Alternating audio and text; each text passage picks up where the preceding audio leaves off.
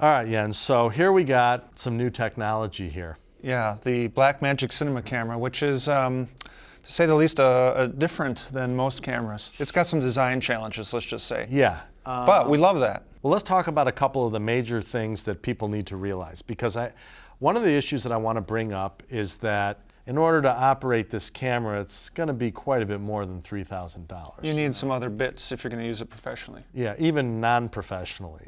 True. Mainly the issues are going to lie in power, because this idea of having a battery in the camera is kind of a pointless concept. Well, you could run into trouble if it runs out. You're done. Then your camera is out of commission. So either you need a second camera or you need external battery power. Now, I kind of like this second camera concept that you and I were gabbing about, only because you could be charging one camera while you're using another, and you could also have a second camera to do second shots, and you're at a $6,000 price point, because that's about $1,000 for two batteries and a charger. Plus a little insurance if one camera goes down for whatever reason. Bingo, yeah. Okay, so let's get beyond that. The other issues that are a little more costly with this camera are the recording mediums. But they're good. Yeah, they're very good. It's expensive. It's something that people might not think right off the bat, that it's, a little more expensive than standard CF card. Another issue with this camera is this touch screen in the back. I mean, obviously when your only monitor is fixed, or your EVF, whatever you want to call it, is fixed to the camera, you're limited. Just like with a DSLR, you had to stick your head in the back. I mean, it's the same with this. It's very similar to a DSLR in many aspects. Yeah. All of that being said, there's 9 million ways to configure this camera, and they're not all easy. So this kit's called the BMC Ultralight. The first thing you need to do is be able to hold this camera. So a handle, obviously, was the first thing that needed to go on here. And they had some nice mounting holes on top. Yeah, that's fabulous. Thank you. That's the best thing I've seen in any camera to date. Right. And this body is like really robust. So it's a great foundation to build off the top. And since we're using our Z-Rail system here, is that we have other accessories for the Z-Rail. And to slide on these rod holders or rod mounts gives you the ability to have rods going out the top. And you can simply, the Petrov mat box works great this way, upside down. Other mat boxes might not. Others I know do, where you can flip the filter trays to the top.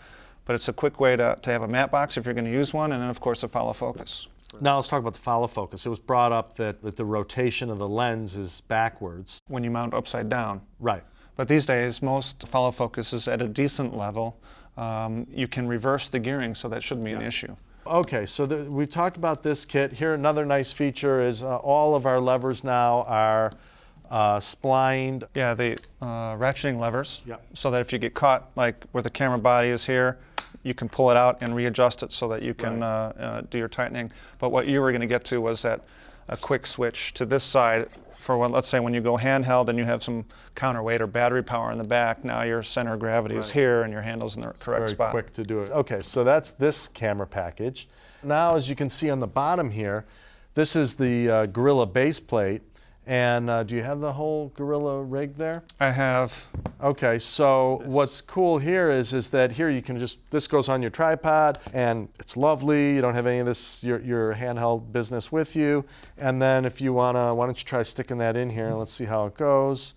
You can quickly go to handheld mode. Okay, that's locked in. So this kit here is the BMC Striker. Remember, the screen needs to have a certain distance from your face so you can see the screen. And that's adjustable here by loosening this lever. Right. This, like I can't focus this close, but some people maybe can. Young people can. You and I need like an arm extension. So for shorter shooting, this would be fine. It gives me that point of contact here. You're pulling it in. Right, I'm pulling it in tight. And here's a little neat feature that some people might like, is that you can bring the handles up. Yeah, you just have to flip them. Yeah, you can flip them around, and then you can shoot more cage style. Some people like grips up high like that. Or you could have one up and one down. You can seesaw them. You can do all kinds of things, whatever you want. Or you don't even have to use this if you don't want it. Right, you don't have to. Now, one thing that was brought up by Clayton, was that he likes more of this sort of, there's I call it the push me, pull me. So this was the pull me setup where you're pulling it into ours with the gun stock, right? Yeah, some people like pull me. I actually like pull me, but Clayton likes push me, which is what you can do. There's a strap that you can put around here and on that hand grip, and then you can push it away from your body, and then you can get all these sort of nice little It adds a different kind of stability. Yeah, it's a by different pushing aesthetic. away, right. So you can do either with this setup. One thing we didn't mention is that we have There's the T-mount and the tri-mount. right, and they'll allow you on the end of this handle to mount mics and all the different You things. can even mount an EVF off the back. You can also put a rod extension in here.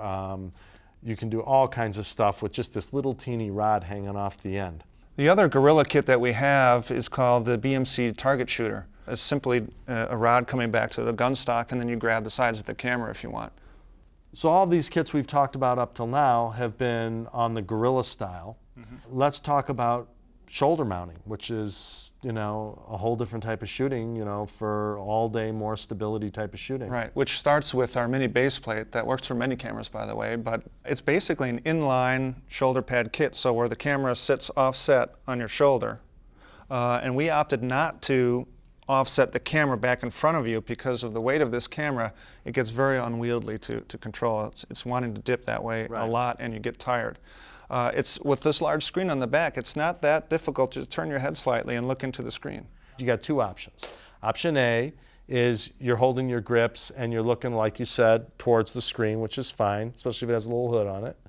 Option B is you can use an EVF, like our EVF, for instance. You can see how we have it mounted here.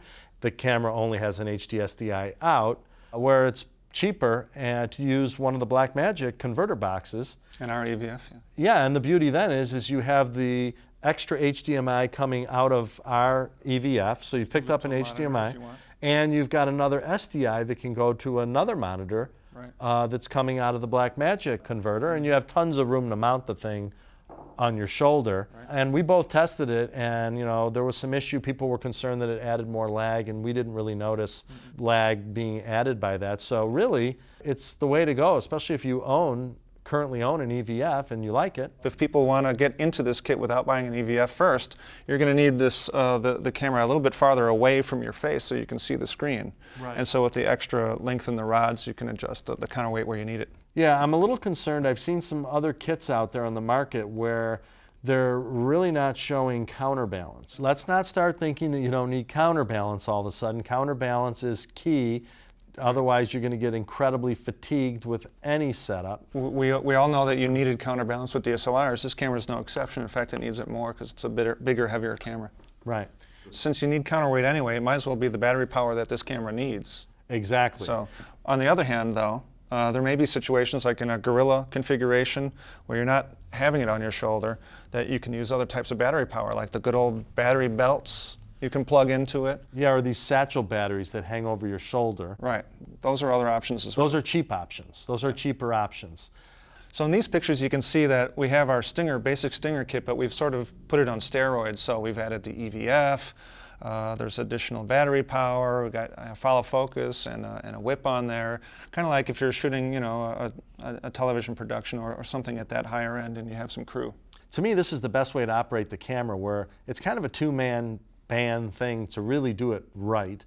Where here you got your assistant who's pulling focus and he's working your touch screen in the back, and off of the Swiss plate we used one of our American arms going through the top hole, and he's using that as his monitor as more of a higher res reference screen than using just that back screen.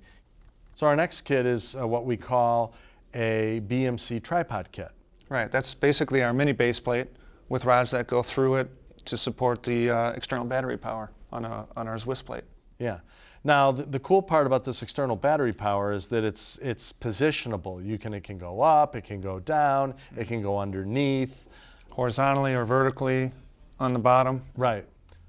Isn't that exactly what I just fucking said? I don't know, up, down, horizontally, probably. It wasn't clear to me. Okay. Actually, the great part about all these kits is that they're interchangeable with many cameras. So wrapping it up, man, this is an exciting new camera. I mean, we love when new cameras come out, especially when they have a challenge like this. Yeah, it has some incredible pluses, but besides that, you know, everything has its pluses and its negatives. We weren't meaning to be negative at all with the camera because I'm kind of excited to try it out. You and I were going to take a stab at it and see what we could shoot. Again, I'm going to drive my message home that it doesn't matter what camera you use. You need a DP like Jens here for 27 years. Well, you need good content. and you need good content. So That's where it starts. So get some good content, get some talent, and make that thing shine. I want to see some beautiful videos with it. Thanks.